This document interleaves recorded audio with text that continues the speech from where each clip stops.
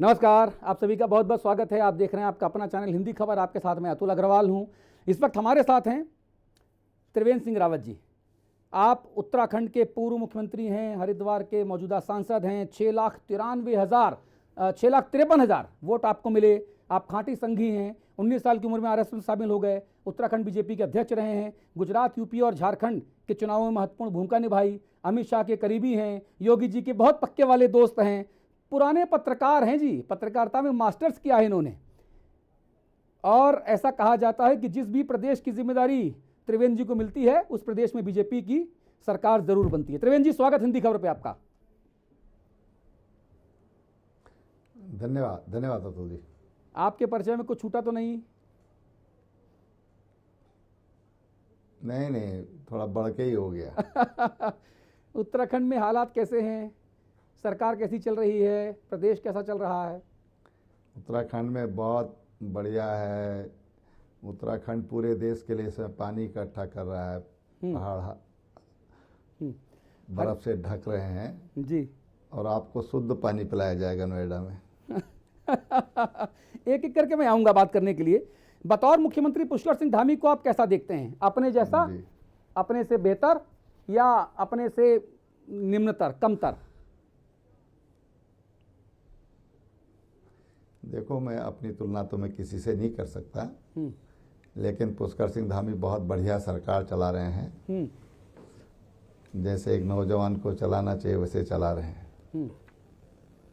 आप उनको सलाह देते हैं अपने अनुभव के आधार पे कि भैया ये ना करो और ये करो तो ठीक है, ये करोगे तो काम हो जाएगा, ऐसा बताते हो आप उनको? अब कुछ आंतरिक बातें हैं, आपको कैसे बता दे, बताओ। अच्छा। कुछ घर की बातें होते हैं, घर में बताई जाती हैं। कुछ सार्वजनिक तौर पर होते हैं, उनको सार्वजनिक बताया जाता है। लेकिन तो घर की बात को तो आप सदन में बता देते हो। बतानी होती है वो बताते हैं। आपने तो कहा है कि जो सार्वजनिक रूप से बताना होता है वो सार्वजनिक रूप से आपने बता लोकसभा में जो है उत्तराखंड सरकार की जो है वो नींद उड़ा दी। आपने कहा कि अवैज्ञानिक तरीके से माफिया तत्व खनन कर रहे हैं, नदियों को खोदा जा रहा है, जल स्रोत और किसानों के खेत प्रभावित हो रहे हैं, इस वजह से आपदा आती है तो काफी नुकसान होता है। यानी सरकार निकम्मी है। बिल्कुल बिल्कुल। सरकार खनन माफिया को नहीं रोक पा रही है। बिल्कुल। ऐसा है ना, आपने नदियों को केवल उत्तराखंड तक सीमित कर दिया।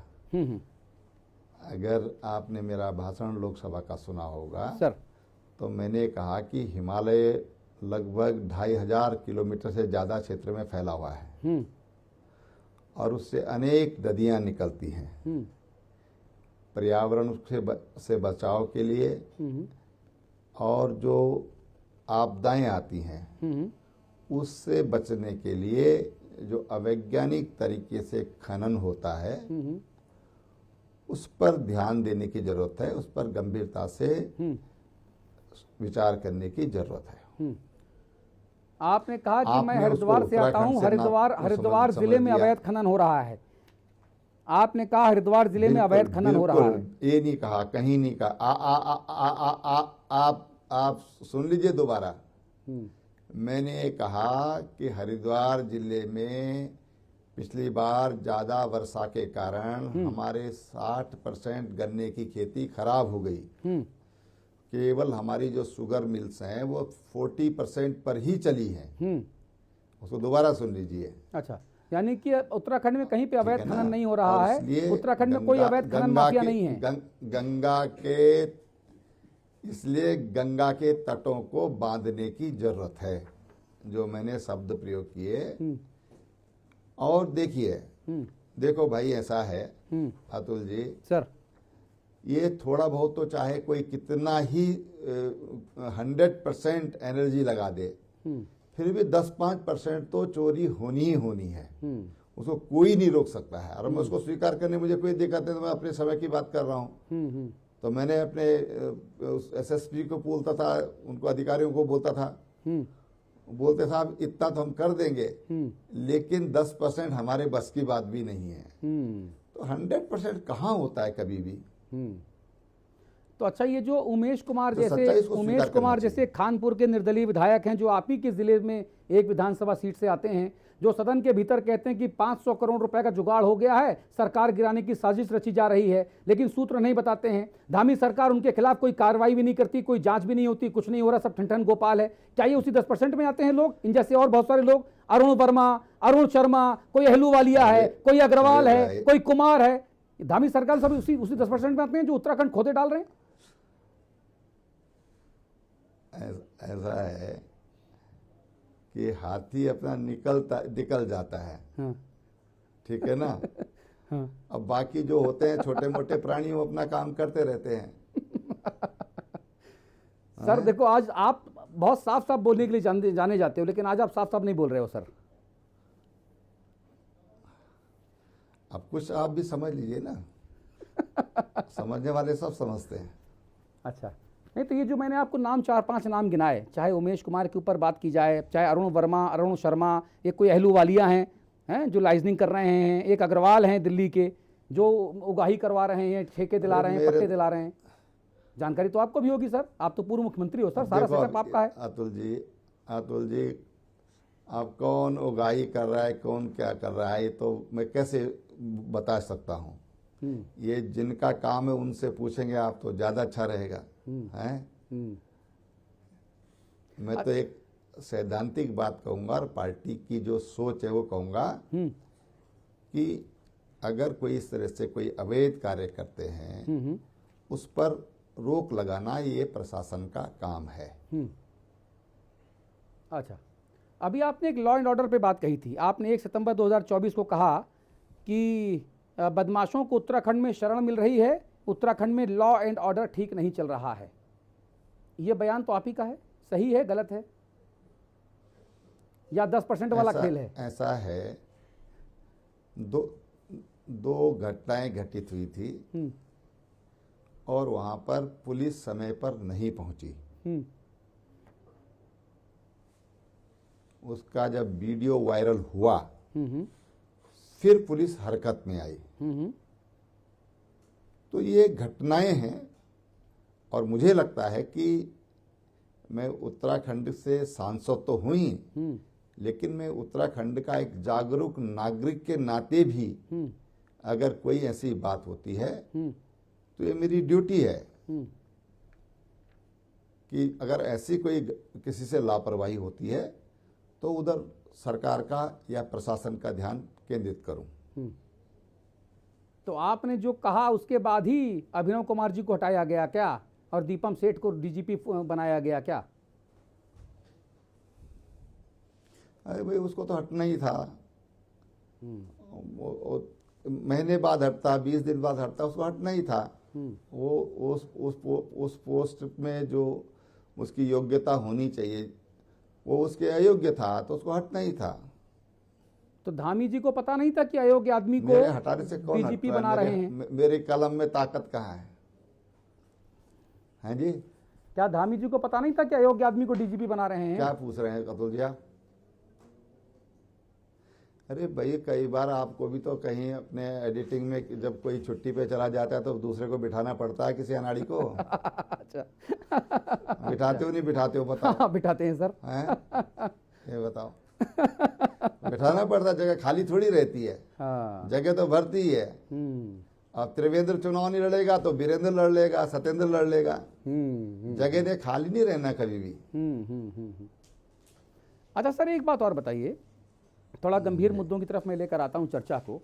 मैं कल देहरादून में था, मैंने वहां लोगों से बातचीत जल्दी की, कर देना, मातृशक्ति से बातचीत की, तो उन्होंने बताया कि सबसे बड़ी समस्या यहाँ पर भ्रष्टाचार है, लॉ एंड ऑर्डर है, मातृशक्ति के खिलाफ जो अपमानजनक टिप्पणियां हो रही हैं, जो कार्य हो रहे हैं। अंकिता भंडारी का प्रकरण गिनाया उन्होंने, जो बस में नर्स के साथ बलात्कार हुआ वो बताया उन्होंने, बाकी जगहों पे जो चीजें हो रही देखो हैं भाई, इससे बहुत नाराज हैं लोग। ऐसा है, देखिए अतुल जी, कोई घटना घटित होती है, ठीक है, हर चप्पे पर पुलिस नहीं खड़ी है, कहीं भी हो भी नहीं सकती है, लेकिन जो उसमें अपराधी है उस पर कार्रवाई हुई या नहीं हुई और कितनी जल्दी हमने कार्रवाई की है, मैं समझता हूं कि वो बड़ी चीज होती है, वो जरूरी चीज होती है। और दुर्भाग्य ऐसी घटनाएं नहीं होनी चाहिए, नहीं होनी चाहिए। अगर ऐसी घटनाएं नहीं होती तो फिर पुलिस फोर्स की तमाम जरूरत क्या थी, या आपको मुझसे पूछने की जरूरत क्या थी। इस तरह की घटनाएं होती हैं, लेकिन सरकार उस पर निरपेक्ष भाव से बिना किसी भेदभाव के एक्शन ले रही है या नहीं ले रही है, ये बड़ी चीज होती है। और वो सरकार ने ऐसी घटनाएं घटी, चाहे अंकिता भंडारी का प्रकरण होगा या आपने नर्स वाला प्रकरण बताया, सब आज जेल के अंदर हैं। आपको लगता है अंकिता भंडारी को न्याय बाकी मिल न्यायालय गया? काम कर रहा है। तो अंकिता भंडारी के माता पिता को ऐसा क्यों नहीं लगता, उसके भाई को ऐसा क्यों नहीं लगता? नहीं, वो लगातार मीडिया के देखिए, सामने आके देखिए, सरकार पे भैया, अकर्मण्यता के आरोप क्यों भाई, लगाते हैं सर? अरे अतुल जी, आप इतने बड़े विद्वान आदमी हैं, इतने बड़े चैनल के आप मालिक हैं। सर सर सर मुझे बताइए, जब न्यायालय में कोई बात चल रही है तो न्यायालय की जिम्मेदारी है, और वो सब जुडिस जब कोई मामला होता है तो उस पर न्यायालय कार्रवाई करता है। हमको तो उसमें बोल भी नहीं सकते कुछ। अच्छा, एक चीज मैं आपसे और पूछना चाहता हूं, यूसीसी को लेकर बड़ी चर्चा हुई। धामी जी भी बार बार सनी देओल की तरह है ना, दामिनी पिक्चर के तारीख दे चुके हैं, तारीख पे तारीख हैं, यूसीसी लेकर आएंगे, बार बार दोहराएंगे, जनवरी में लाएंगे, तारीख नहीं बताएंगे। इस पर आप क्या कहेंगे? अब देखो भाई, पहले लोगों ने कहा कि रामलला हम आएंगे, मंदिर वहीं बनाएंगे। ये जो राहुल बाबा है, केजरीवाल है, तमाम तरह के कई वाल हैं, ये भी यही कहते थे कि तारीख नहीं बताएंगे। अरे भाई, हमारे यहाँ ब्राह्मणों से मुहूर्त निकलवा के तब कोई काम होता है। अब ब्राह्मणों ने अब जनवरी का मुहूर्त बताया तो जनवरी में यूसीसी लागू हो जाएगा। अब दिसंबर में हुआ, जनवरी में हुआ, क्या फर्क पड़ता है, जनवरी में लागू हो जाएगा। अच्छा, एक बात और बताइए जी, लगातार यहाँ पर चर्चा है कि जो उत्तराखंड में, क्या कह रहे हैं सर? मैंने कहा आखिरी सवाल। नहीं सर, मैं आपको इतनी जल्दी छोड़ूंगा नहीं। मुझे नोएडा से देहरादून आना पड़ेगा आपके घर। अरे भैया, लोग बैठे हुए हैं। अच्छा सर, एक बात मुझे बताइए। हाँ, आइए, घर आइए ना आराम से। एक चर्चा दिल्ली में बहुत ज्यादा है सर। दिल्ली में इगास पर्व की आड़ में आपके ही जो सहयोगी सांसद हैं अनिल बलूनी, जो हमारे भाई हैं, मित्र हैं, एक बड़ा शक्ति प्रदर्शन करते हैं हर वर्ष। और उसके आड़ में अब दिल्ली की मीडिया में एक खबर है, वो कह रहे हैं कि साहब ऐसा है कि अब लगातार 4 बार जो हैं वो राजपूत क्षत्रिय जो है वो मुख्यमंत्री बन लिए। त्रिवेंद्र सिंह रावत, तीरथ सिंह रावत, पुष्कर सिंह धामी 2। अब किसी ब्राह्मण को मौका दिया जाना चाहिए, और दिल्ली में, उत्तराखंड में, सब जगह इसकी जो है अलग जगाई जा रही है। ऐसी कोई खबर आपके पास है क्या? नहीं, देखो, त्योहारों पे राजनीति नहीं होना चाहिए। और इगास जो हमारा त्योहार वैसे तो वर्षों से चलता है, सैकड़ों सालों से चलता है, लेकिन अनिल बलूनी जी ने उस पर पूरे देश का ध्यान केंद्रित किया है। आप जैसे बड़े बड़े चैनलों ने जब उसको चलाया, दुनिया ने देखा, उसकी खूबसूरती को समझा, उसके पीछे जो कारण है उसको समझा। तो मैं समझता हूँ कि उन्होंने जो चीज़ एक तरह से मीडिया से दूर थी, उन्होंने मीडिया के माध्यम से सारे समाज के बीच में लाने का काम, और देश के प्रधानमंत्री तक वहाँ पर पहुँचे, उपराष्ट्रपति वहाँ पर पहुँचे, रक्षा मंत्री वहाँ पर पहुँचे। तो मैं समझता हूँ कि उन्होंने जो हमारा उत्तराखंडी जो एक संस्कृति है उसको आगे बढ़ाने का काम किया है। जी सर, उत्तराखंड में बेरोजगारी एक बहुत बड़ी समस्या है। कहा गया कि इन्वेस्टर समिट हुआ, 3,30,000 करोड़ रुपए के एमओयू साइन हुए, लेकिन जब सरकार से पूछो कि कितने उद्योग धंधे लगे और कितने रोजगार सृजित हुए, तो जानकारी देने को तैयार कोई नहीं है, इंक्लूडिंग मुख्यमंत्री जी भी। नहीं, अब देखो, ये सवाल तो सरकार से जुड़ा हुआ सवाल है, इसके बारे में मैं क्या बता सकता हूँ। अच्छा, एक चीज आपके जो विरोधी हैं, समय लगता है किसी भी चीज को, एमओयू साइन होते हैं। हाँ, आपके विरोधी कह रहे हैं कि साहब ईडी, सीबीआई, इनकम टैक्स, इन सब के जो छापेमारी होती है ना चुनाव के पहले, विरोधियों के ऊपर होती है। गणेश जोशी के ऊपर कोई कार्रवाई नहीं होती, जो निवर्तमान मेयर है उनके ऊपर भी कार्रवाई नहीं होती। आय से अधिक संपत्ति तुमने भी अर्जित की है। ऐसा है अतुल जी कि ईडी 12 महीने अपना काम करती है। जितनी भी हमारी एजेंसियां हैं जो करप्शन के खिलाफ काम करती हैं, लेकिन जब किसी नेता के यहाँ या उसके करीबी के यहाँ ईडी पहुँचती है तो ज़रा लोगों को उसकी जो या मीडिया को जो है एक मौका मिल जाता है उसको हाईलाइट करने का। लेकिन अगर आप कुल मिलाकर देखेंगे तो न जाने कितने लोगों पर ऐसी रोज कार्रवाई हो रही है।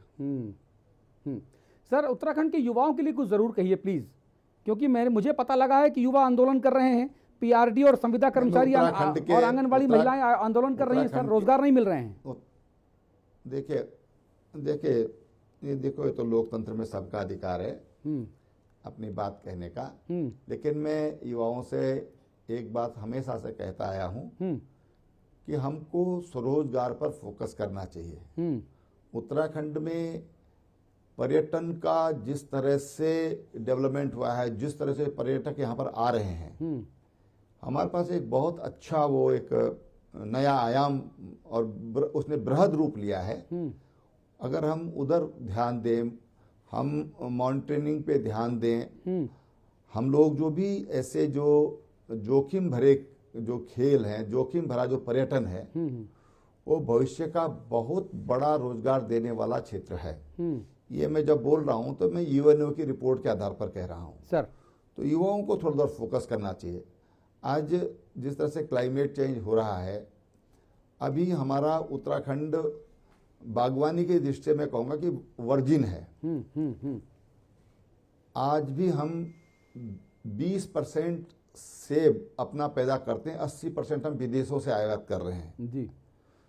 उत्तराखंड में उसका व्यापक अभी अभाव है, उसको हम यहाँ पर कर सकते हैं। देखिए, हिमाचल लगभग सैचुरेशन पर है, जम्मू कश्मीर सैचुरेशन पर है, और उत्तराखंड अभी जो भी हम वैरायटी लगाएंगे बिल्कुल नई वैरायटी लगाएंगे, हम लेटेस्ट वैरायटी हम लगा सकते हैं।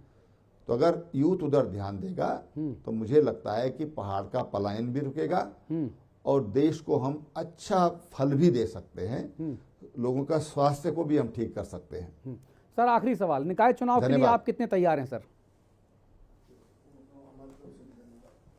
बस निकाय चुनाव की तैयारी है, उसी के लिए बैठे हुए हैं, इसलिए मैं कह रहा हूं आपको जल्दी करो हम फिर मैदान में जाएं। अच्छा, बहुत बहुत धन्यवाद। हिंदी खबर से बात करने के लिए बहुत बहुत शुक्रिया त्रिवेंद्र सिंह रावत साहब। मैं एक बात कहना चाहूंगा कि आज आपने अपने स्वभाव के विपरीत बहुत नरमी से और बहुत पॉलिटिकली करेक्ट जवाब देने का प्रयास किया है।